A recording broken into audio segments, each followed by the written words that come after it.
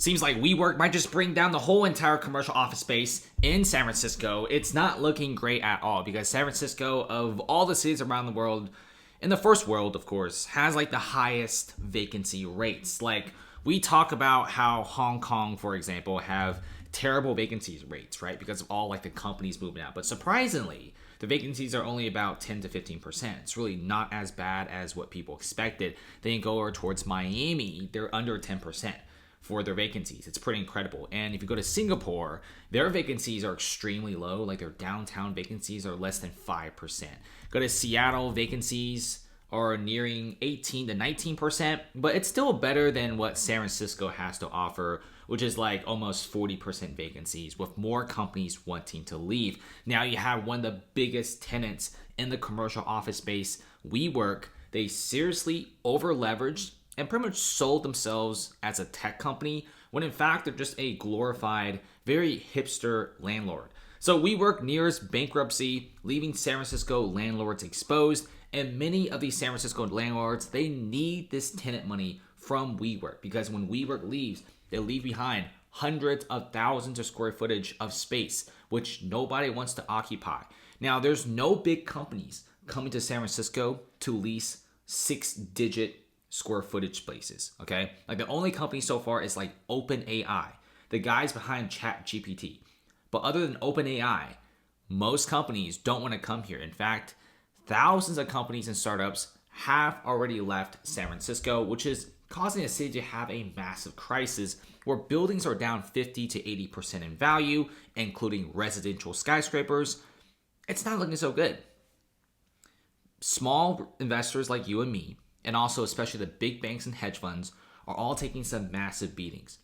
WeWork is in a tremendously poor shape, and shares of the co-working space is down like 98%. It's at like $1 a share, and they're going to be filing for Chapter 11 bankruptcy. If you look at this, WeWork is now being sued by one of the biggest landlords in San Francisco because they're going to be defaulting on a multi-million-dollar loan, and also they're supposed to have the square feet and the space until like the next few years. Like they can't cancel it. Here's the thing about signing leases. If you tell a landlord they're going to stay here for the next 10 years, you better stay here for the next 10 years. Because if you look at, for example, Facebook's 181 Fremont, they pretty much vacated 435,000 square footage of space from this massive luxury skyscraper. But their lease doesn't end until 2031. So they're still going to have the building and the lease, but there's no employees. They're just going to wait it out.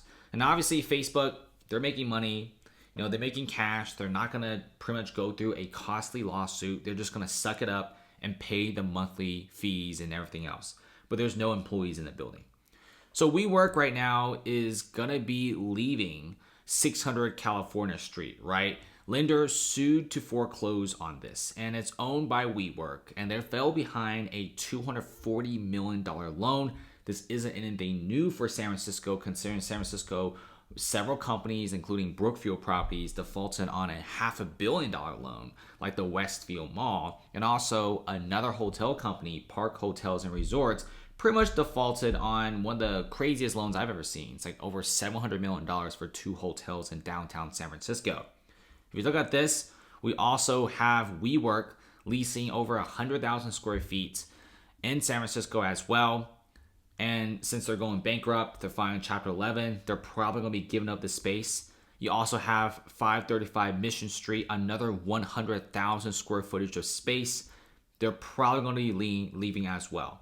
You got Montgomery, another 100,000 square footage of space. You got a little bit at the Salesforce Tower, 76,000. Spear Street, 43,000.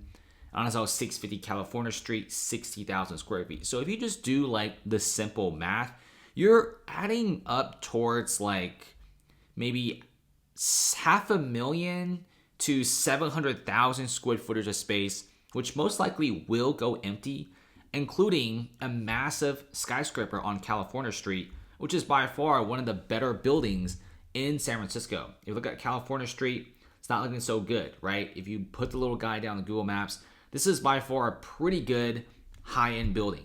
But guess what's really funny about this building? If you go towards 350 California Street, which is literally just right next door, guess what's happened to these guys? They actually sold this massive skyscraper which is actually bigger than the WeWork one and probably better and in better location as well, they sold this for 80% off. Think about that. The California street office complexes, they're not selling like they used to be. They're selling for 50, 60, even 80% off. So WeWork, of course, is like, you know what? If the building itself is worth way less than the mortgage, we're just going to default, which is exactly what many of the biggest companies of real estate in San Francisco is doing. And what's really scary is about all the space. We're talking about nearly 1 million square feet of space that used to be owned by WeWork is now going to be returned back to the landlords. The landlords don't want this. Like, for example, this building, it's lit, almost 90% leased out, but WeWork pretty much is leasing 15% of the building, and they're going to be giving it right back. Look at this building right here, nearly 100% leased out. One of the rarities of San Francisco, but WeWork owns a little over a third of the building's square footage, and they're giving it right back to the lender because they're going bankruptcy. So many of these buildings who is generating positive cash flow suddenly find themselves to have a massive empty space. Not to mention, there's no more new tenants coming into the San Francisco office space market, and it's freaking everyone out. Like, these landlords, some of the lucky ones who have big tenants that are still around, they have like 80% occupancy rates, 90%, some even almost 100%. But like, for example, when WeWork leaves, they drop from like this good number down to like 50, 60, 70%. And then we're not even talking about what's happening next year. We're getting even more companies and businesses leaving San Francisco. In fact, San Francisco, the reason why their office market was so good before the pandemic was all of the talented startups and all of like the recent grads just come to San Francisco for a job. And they're willing to rent like $3,000 for a crack box. But now nobody's doing that.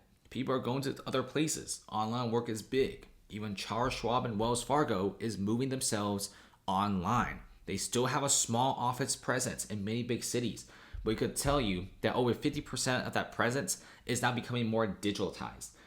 So if you ask me, offices are by far the worst investment to make. And of course, San Francisco's crime is so bad, even Starbucks is closing down. I mean, your city has to be super bad for the local Starbucks to close down.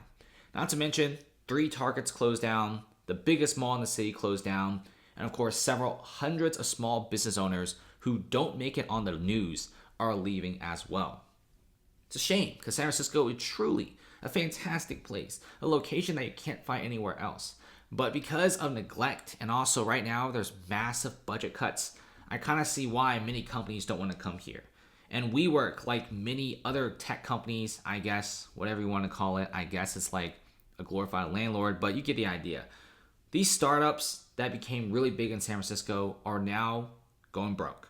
Okay, you probably have seen a lot of those meme stocks, a lot of the startup stocks that used to have extremely high market caps during 0% interest rates are now going down in value, some even over 90%. Like in WeWork's case, 90% loss in the shares.